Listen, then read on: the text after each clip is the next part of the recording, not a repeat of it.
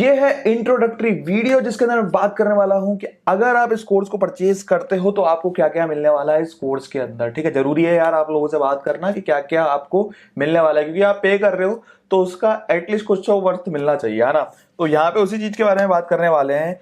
तो इस वीडियो के अंदर मतलब मैं आपको जस्ट बताने वाला हूँ कि इस पूरे कोर्स के अंदर क्या मिलेगा। तो मतलब इसके अंदर मैं आपको बताऊं बेसिकली कि हमने क्या कवर करा हुआ है। हमने प्लानिंग से लेकर एग्जीक्यूशन, रिपोर्टिंग सब कुछ कवर करा हुआ है। इवन उसके बाद रिपोर्टिंग के बाद कि भैया क्या क्या अगर आप बिग फोर या फिर बड़ी फर्म के लिए प्रिपेयर कर रहे हैं तो किस तरीके के क्वेश्चन पूछे जा सकते हैं। 2 घंटे के अराउंड का वो भी सेक्शन है 1.5 से 2 घंटे का।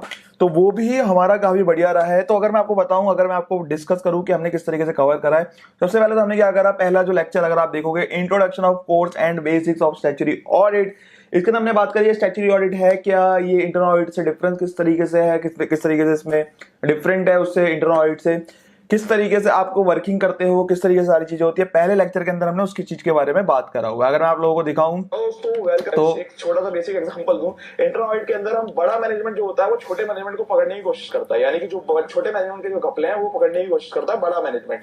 लेकिन स्टैट्यूटरी ऑडिटर जो होता है वो बड़े मैनेजमेंट सभी मैनेजमेंट के पकड़ने की मतलब घपले पकड़ने की कोशिश करता है। ठीक है, क्योंकि वो जो अगर मैं बात करूं, अगर एक जो स्टैट्यूटरी ऑडिटर होता है वो रिपोर्ट करता है एक शेयर होल्डर को, मेंबर्स ऑफ द कंपनी को। ठीक है, लेकिन वहीं पर अगर मैं बात करूं एक इंटरनल ऑडिटर होता है वो मैनेजमेंट को रिपोर्ट।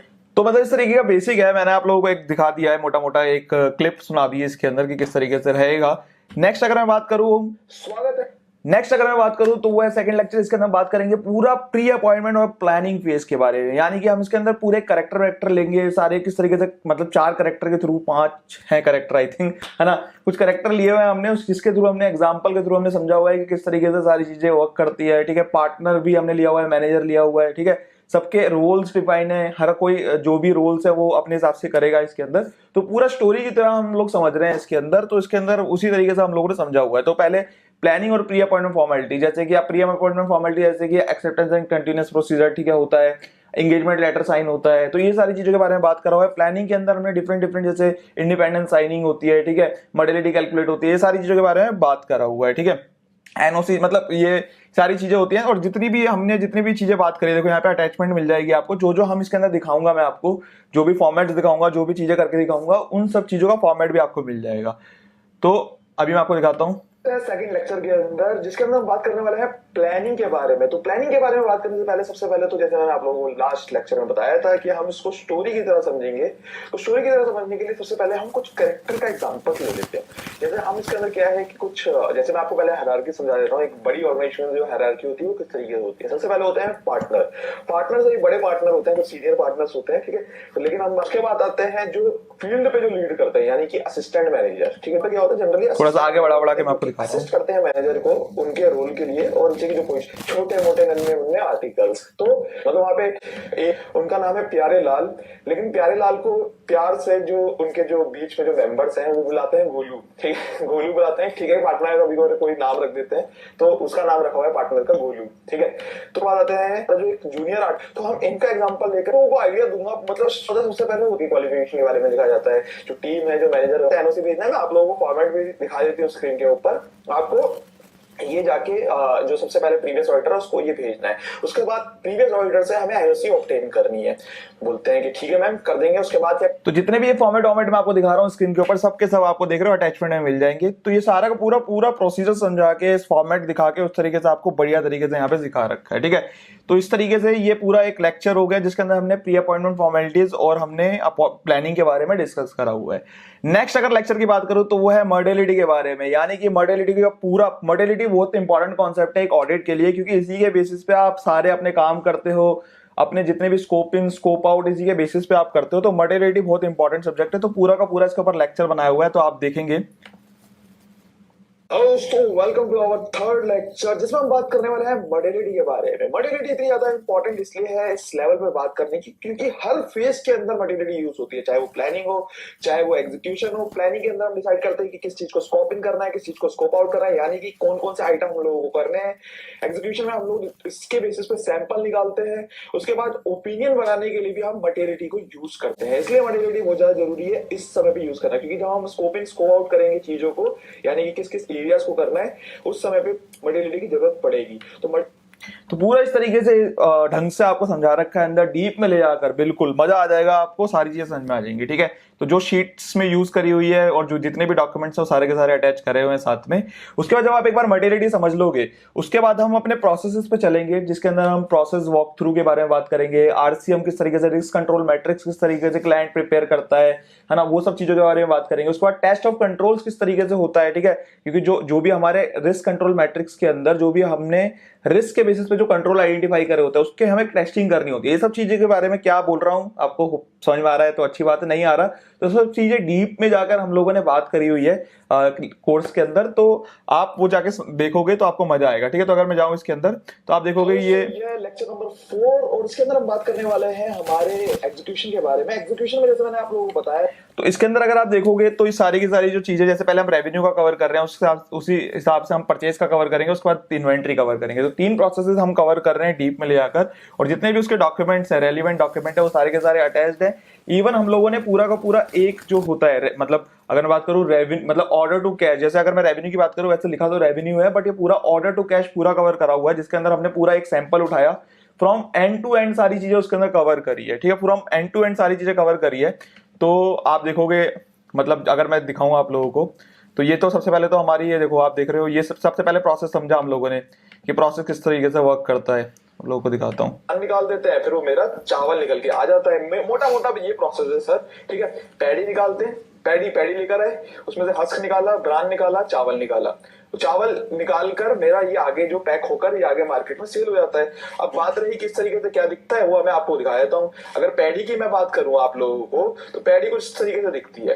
पैडी अगर आप देखोगे तो इमेज में आप लोगों को दिखाता हूँ कि पैडी कुछ इस तरीके से दिखती है। आपकी पैडी, ये देखिए, ये पैडी होती है। ये पैडी मेरी आती है मार्केट से, मंडी से मेरी पैडी आती है। ठीक है, ये पैडी खरीद के लाते हैं। तो पहले तो ये प्रोसेस डिस्कस कर लिया हमने क्लाइंट के साथ, पूरा प्रोसेस समझाया है क्लाइंट ने। ठीक है, प्रोसेस समझाने के बाद उसके बाद हम क्या करेंगे, रिस्क कंट्रोल मैट्रिक्स ले लेंगे। तो इस तरीके का कुछ रिस्क कंट्रोल मैट्रिक्स होता है हमारा फॉर्मेट। लेकिन मैं बता रहा हूँ आपको कि बहुत बड़े बड़े कंट्रोल डिस्क्रिप्शन होते हैं, जस्ट मैंने आपको छोटा सा समझाने के लिए अभी। तो यहाँ पर आपको पूरा आरसीएम किस तरीके से प्रिपेयर होता है, रिस्क कंट्रोल मैट्रिक्स उसके बारे में बताया हुआ है। उसके बाद हम लोगों ने काफी सारी चीजों के बारे में बात करी हुई है इसके अंदर। तो अगर मैं आपको दिखाऊं तो उसके बाद हमने पूरा सैंपल जो है, एक सैंपल उठाया, पूरा उसका सारी चीजें, चाहे वो पर्ची, मतलब हमारे पास जो ऑर्डर आया है कस्टमर से उसके बारे में बात हो गई, इनवॉइस किस तरीके से प्रिपेयर होता है। ठीक है, लोडिंग स्लिप किस तरीके से प्रिपेयर होती है, इन सब चीजों के बारे में डीप में ले आके पूरी बात करी हुई है। ठीक है, पेमेंट किस तरीके से आती है, आपको एक पूरा एक एग्जाम्पल पूरा दिखा रखा है, पूरा बढ़िया तरीके से किस तरीके से सारी चीजें रन होती है। ठीक है, उसके बाद हम लोगों ने इसी के अंदर आगे बात करी हुई है कि अगर हमारे जो सैंपल्स होते हैं वो सैंपल्स किस तरीके से कैलकुलेट होते हैं। ठीक है, उसके बाद हम लोगों ने असर्शंस के बारे में बात करी हुई है, रेवेन्यू के अंदर हर एरिया में किस तरीके से असर्शन इंश्योर कराया जाता है। तो एक एक ले जाकर डीप में आपको सारी चीजें समझाई हुई है। चेतन जो हमारा है वो चेतन पूछता है, रिसेंटली क्वालिफाइड चार्टर्ड अकाउंटेंट, जिज्ञासा पूर्वक सोनू, जब हम सैंपलिंग कर रहे होते हैं तो सोनू से पूछा जाता है, चेतन पूछता है कि सर हम जो सैंपलिंग करेंगे कैसे करेंगे, है ना। मतलब वो बोलता है कि जब मैं एक छोटी फर्म में काम करता था, हम क्या करते थे, वहां पे हमारे पास सेल रजिस्टर आया, हमने तो 1000 सैंपल है, उसके 1000 सेल रजिस्टर में 1000 लाइन आइटम है, तो मैं तो क्या करता था, कुछ भी 50 भेज देता था अपनी मर्जी से, जो मेरे को अच्छे लगते थे, यार ये बढ़िया लग रहा है, कुछ उसमें कुछ दिक्कत लग रही है, इस तरीके से मैं बना के भेज देता था। लेकिन सर यहाँ पे सैंपलिंग का किस तरीके से करते हैं, तो सारी चीजें हम लोगों ने कवर करी हुई है। जैसे रेवेन्यू के अंदर मैंने आप लोगों को बताया, वैसे ही उसी तरीके से हम लोगों ने परचेज में कवर करा हुआ, इन्वेंट्री में कवर करा हुआ। ये तो मैं आपको ऊपर से बता रहा हूँ, अंदर बहुत आपको सीखने को मिलेगा इसके अंदर। ठीक है, उसके बाद हमारे जो, अब ऐसा नहीं है सिर्फ 3 एरियाज हम लोगों ने कवर करे हैं, जो बाकी के जो छोटे छोटे एरियाज है, जैसे employ benefit expenses, property plant and equipment, cash and bank, trade receivable, ये हमने शॉर्ट में कवर करा हुआ है। ठीक है, शॉर्ट में कवर करा हुआ है हम लोगों ने, शॉर्ट में कवर करा हुआ है। कहने का मतलब है इंपॉर्टेंट चीजों के बारे में बात करी हुई है, किस तरीके से असर्शंस इंश्योर करे जाते हैं कंपनी के अंदर, इन सब एरियाज के ऊपर उन सब चीजों के बारे में बात करी हुई है। ठीक है, उसके बाद हम लोगों ने इन सब के बेसिस पे एक एग्जांपल भी लिया है, ताकि हम उसको बेटर तरीके से अंडरस्टैंड कर सके। सत्यम का जो स्कैंडल हुआ था उसमें किस तरीके से, अगर मैं आपको वही इसमें एग्जांपल भी लिया हुआ है कि अगर ऑडिटर अगर अपना प्रोफेशनल स्केप्टिज्म यूज करता, अपने जो असर्शंस के अंदर जो चीजें हम डिस्कस करेंगे, अगर वो सारी चीजें यूज करता, तो हो सकता है वो सत्यम का स्कैंडल नहीं होता। तो वो सारी चीजों के बारे में हमने इसके अंदर बात करी हुई है। तो जैसे ही आप सत्यम जो स्कैंडल है उसकी वीडियो खत्म करोगे, वैसे ही आप देखोगे कंप्लीशन स्टेज। तो कंप्लीशन स्टेज के अंदर हमने बात करी हुई है कि जो भी हमारी चेकलिस्ट बनती है, जो भी चीजें बनती है हमारी, ठीक है, आखिरी के अंदर का जो चीजें होती है उस सब चीजों के बारे में बात करा हुआ है, गोइंग कंसर्न चेकलिस्ट, इन सब चीजों के बारे में बात करा हुआ है हमने कंप्लीशन स्टेज के अंदर। काफी सारे एरियाज कवर करके अब हमारे आगे आगे हैं, जिसके अंदर उन्होंने बात करी थी पहले, सबसे पहले प्री अपॉइंटमेंट फॉर्मेलिटीज की, जो सबसे पहले उन्होंने कंप्लीट, जब आप मैनेजमेंट के साथ डिस्कस करोगे क्या रीजन है, कैसे है, अगर आपका सीईओ छोड़ के जा रहा है, सीएमओ, उसमें नरेशंस में आपको सर्च करना है कि कोई ऐसी ट्रांजेक्शन तो नहीं है जो इस तरीके की पेनल्टी, ब्राइब, ऐसे कुछ है। सोनू बता करने, तो मैं इसी तरीके से जेवी टेस्टिंग के अंदर वो चीज करता हूँ। तो ये हमें और तो जेवी टेस्टिंग भी एक चीज होती है, वो भी चीजें मैं आपको इसके अंदर समझा रहा हूँ, ठीक है। उसके बाद हम लोगों ने फाइनेंशियल को एनालाइज करा हुआ है। एक्चुअल में ऑडिटर जब फाइनेंशियल पूरा बन जाता है उसको किस तरीके से एनालाइज करता है, ठीक है। तो वो सब चीजों के बारे में बात करा हुआ है, रेशियोज के बारे में बात करी हुई है, तो इन सब चीजों के बारे में बात करी है इस वीडियो के अंदर। हाँ दोस्तों, आज के इस लेक्चर के अंदर हम बात करेंगे, अच्छा खासा इसको माल सेल हुआ है, तो आप देखो इसको। तो उसके बाद क्या है, आप देखो कॉस्ट ऑफ जो इन्वेंट्री है मेरी, अब कॉस्ट ऑफ इन्वेंट्री आप देखो, अल्टीमेटली आप इस तरीके से गलत तरीके से देख रहे हो मिस्टर सोनू। आप क्या करो, यहाँ पर एक फॉर्मूला और लगाओ।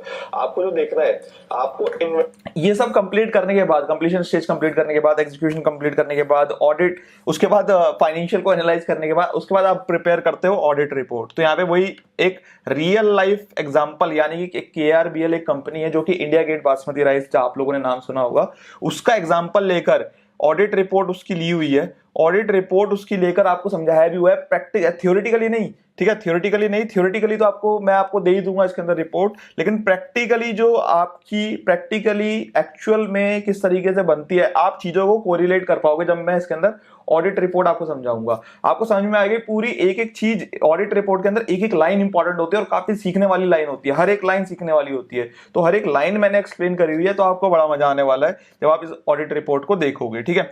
तो ऑडिट रिपोर्ट के बारे में बात होगी। उसके बाद आखिरी में, सबसे आखिरी में है कि जो मेरा ऑडिट का इंटरव्यू अगर आपका कंडक्ट होने वाला है, तो उसके अंदर किस किस तरीके के क्वेश्चंस आ सकते हैं, वो भी हम लोगों ने काफी अच्छी तरीके से डिस्कस करे हुए हैं, डीप में ले जाकर, ठीक है। इन सबकी जितनी भी चीजें मैंने आप लोगों से डिस्कस करी है, इन सबकी आपको अटैचमेंट भी मिलेगी साथ में।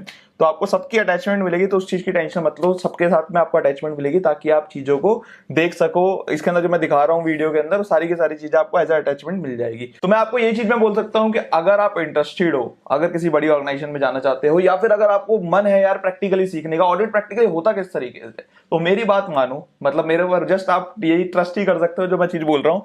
आपको बड़ा मजा आने वाला है इसके अंदर, एंड आपको मैंने दिखाई भी दिया है कि किस तरीके से आपका जो कवरेज है वो रहेगा इसके अंदर, ठीक है। तो काफी मजा आने वाला है। तो बस यार यही चीज मैं बोलूंगा। तो चलो जल्दी मैं आपको मिलता हूं कोर्स के अंदर, और कोई भी आपका डाउट रहेगा कोर्स के बाद भी, तो आप मेरे को, मतलब अगर इन केस वैसे तो नहीं आने वाला, but still if you have any doubt, तो आप मेरे को मेरी मेल आईडी के ऊपर CA29@gmail.com उस पर मेल करके पूछ सकते हो, कुछ भी आपको पूछना है। तो इवन आपके कोर्स लेने के बाद भी, कोर्स लेने से पहले भी, कुछ भी डाउट्स है आपके, उसी मेल आईडी के ऊपर आप पूछ सकते हो। तो बाकी मिलते हैं कोर्स के अंदर। Thank you so much.